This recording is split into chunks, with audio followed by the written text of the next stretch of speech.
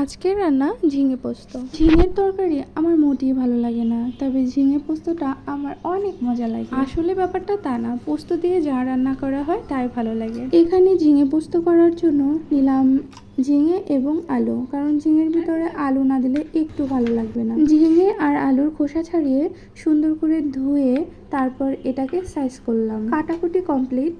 এখন আমি যাব রান্নার কাজে। ও নো, পেঁয়াজের কথা তো ভুলে গেছি। পোস্ততে সাধারণত পেঁয়াজ না ইউজ করাই ভালো, কিন্তু আমার বর্মশাই পেঁয়াজ ছাড়া কিছুই খেতে পারে না, তাই পোস্ততে পেঁয়াজ দিতেই হলো। প্রথমে আলাদা আলাদা করে সবকিছু ভেজে নেব। প্রথমে আলুগুলো ভেজে নিলাম, এরপরে ঝিঙেগুলো ভেজে নেব।